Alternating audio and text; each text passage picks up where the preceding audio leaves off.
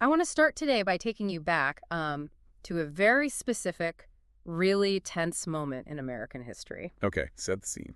So we are in a courtroom. It is 1919. And sitting in the witness chair is, arguably the most famous man in the world at that time, Henry Ford. Oh, wow, the titan of industry himself. Exactly. But he isn't there to receive an award or anything. He is actually suing the Chicago Tribune for libel. Right, didn't they call him something crazy? Yeah, they called him an ignorant anarchist. And the lawyer for the newspaper he's absolutely determined to destroy him. He wants to prove on the public record that Ford is uneducated.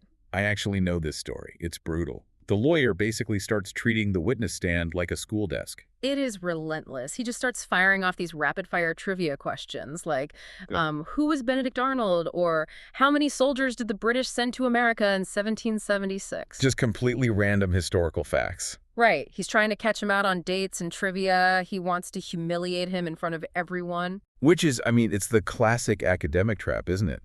Confusing the memorization of trivia with actual intelligence. Yes, exactly. And for a while, Ford takes it. He tries to answer. But eventually the frustration just boils over and he snaps. He'd had enough. He points a finger at this lawyer and delivers what I think is, well, it's got to be one of the greatest comebacks in business history. Oh, this is the row of buttons speech. That's the one. He says, essentially, let me remind you that I have a row of electric buttons on my desk, and by pressing the right button, I can summon to my aid men who can answer any question I desire to ask concerning the business to which I am devoting most of my efforts. And then the kicker. Right. He says, why should I clutter up my mind with general knowledge for the purpose of being able to answer your questions when I have men around me who can supply any knowledge I require? Boom. I mean, it is such a profound shift in thinking when you really look at it. It really is. Ford was basically arguing that success isn't about carrying the entire Encyclopedia Britannica inside your head. It's about having a system to access the world on demand. He didn't need to be the hard drive. Exactly. He didn't need to be the hard drive. He just needed to be the operator of the control panel. And that concept, the row of buttons, that is the centerpiece of our deep dive today. But we aren't talking about assembly lines or Model Ts. No, definitely not. We are talking about an industry that is arguably even more chaotic than car manufacturing. We're talking about real estate. Which, if we are being totally honest, is an industry that is currently drowning. Right. Because it lacks that exact control panel. So true. So today we're looking at two really fascinating sources by Jim Ong.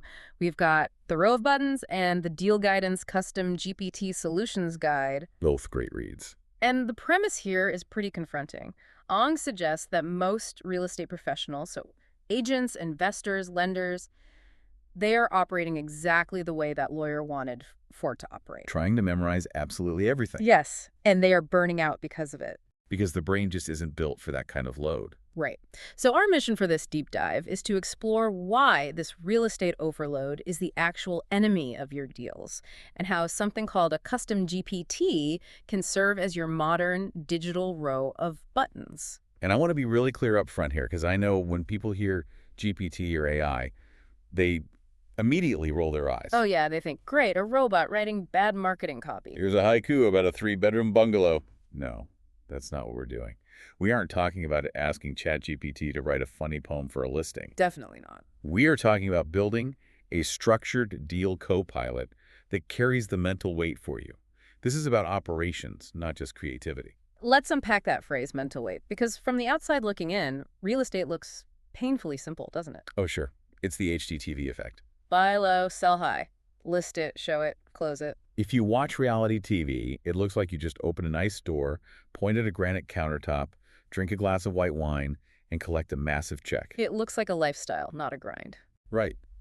But Jim Ong paints a very different picture in his guide. He calls real estate one of the most complicated, normal businesses on earth. Normal business. I actually really like that distinction. It's deceptive because it's not one job.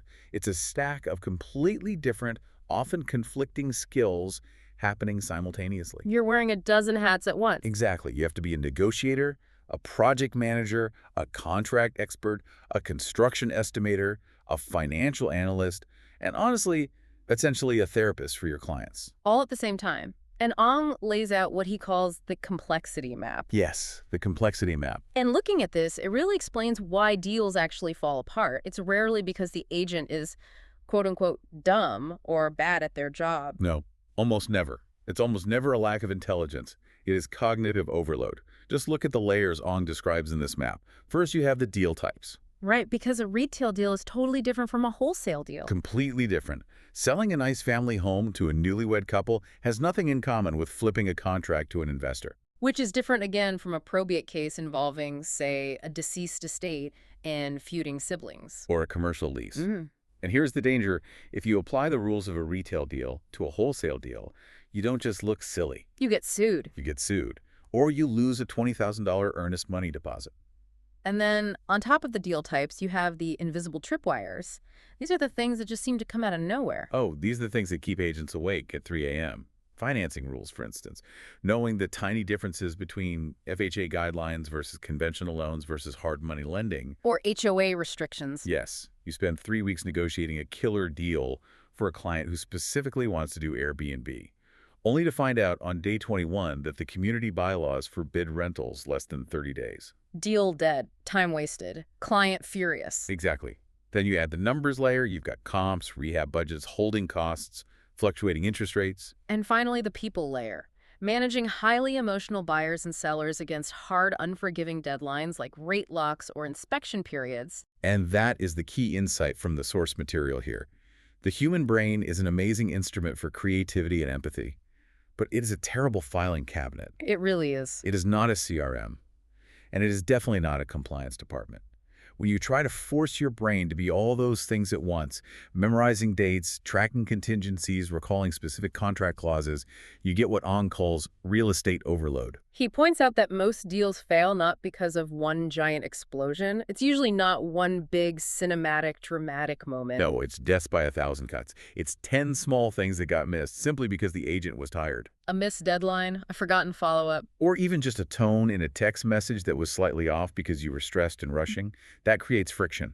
And in real estate, friction kills deals. So let's pivot to the solution. Because Ford had his electric buttons on his desk to summon his experts. What is the equivalent for a real estate pro today? According to Ong, it's a custom GPT.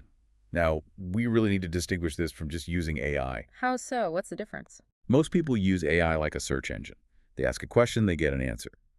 Ong is talking about building a specific tool, a closed system that is pre-programmed with your specific rules, your data, and your workflow to organize the chaos. So it's not a chatbot, it's a processor. Exactly. It's a processor. I really liked the output formula described in the guide.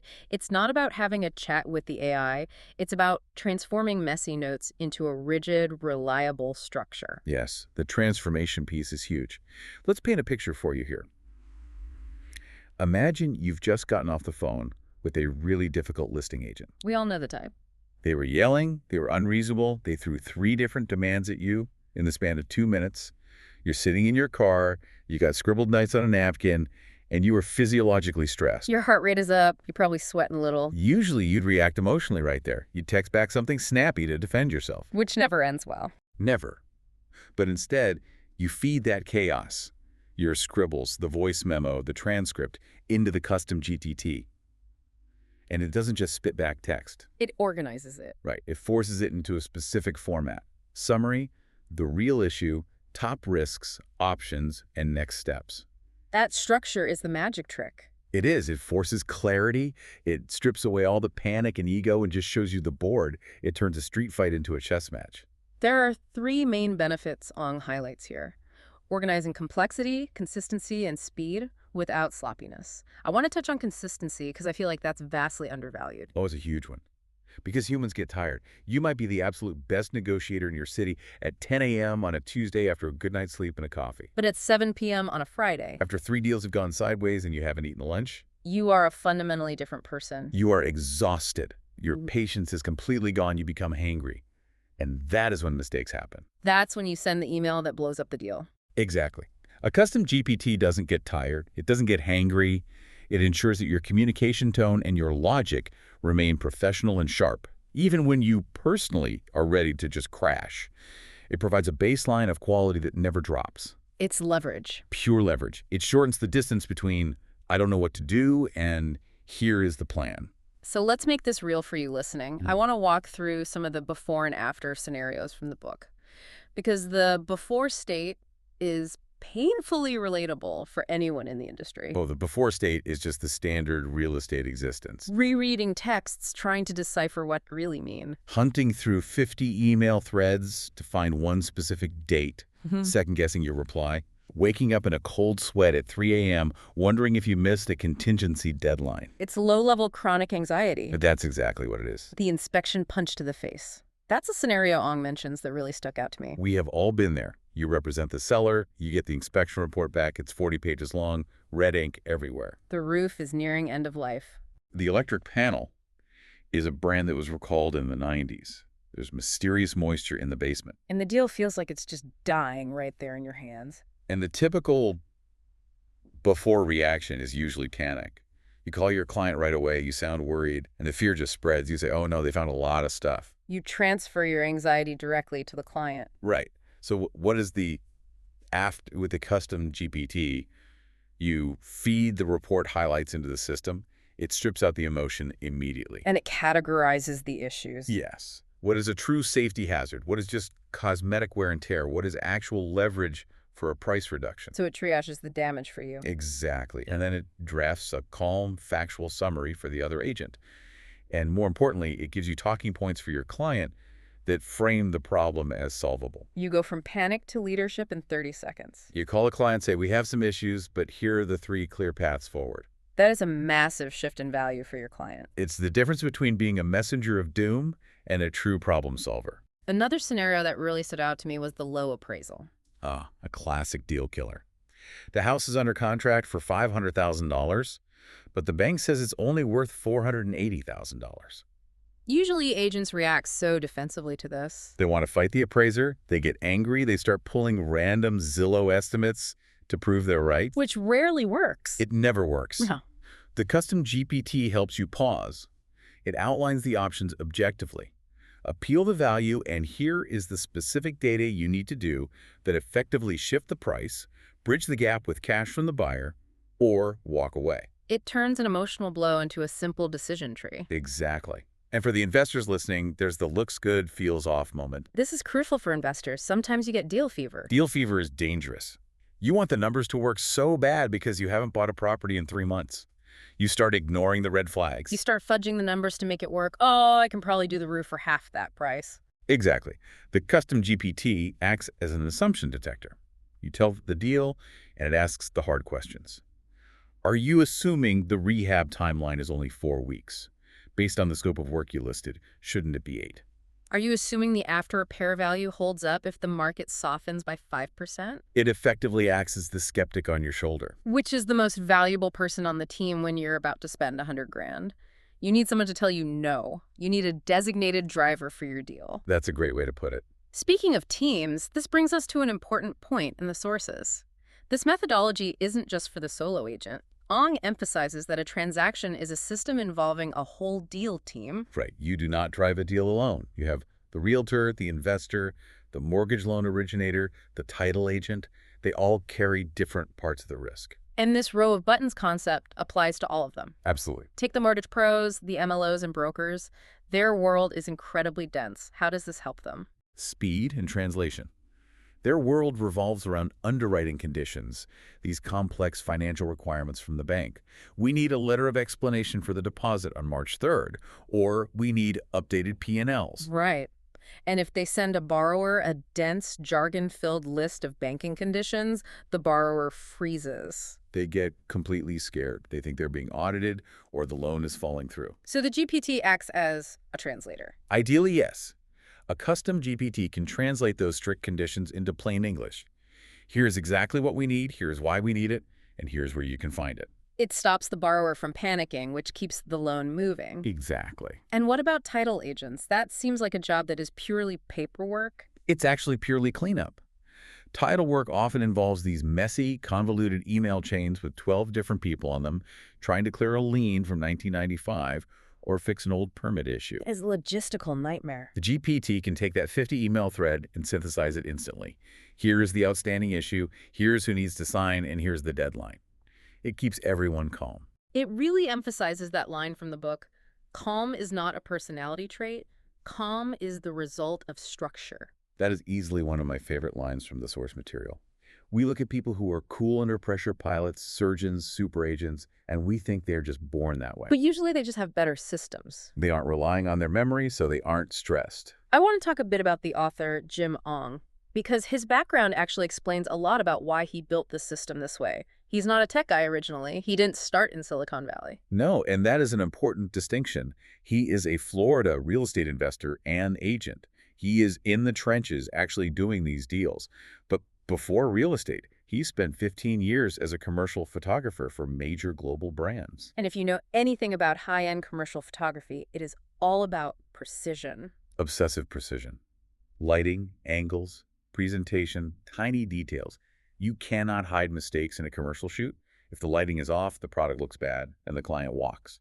It has to be perfect. And Ong brings that same intolerance for sloppiness into real estate. He saw the chaos of the industry, the messy texts, the lost emails, the vague instructions, and thought, this is inefficient. This is sloppy. We need a way to make this precise.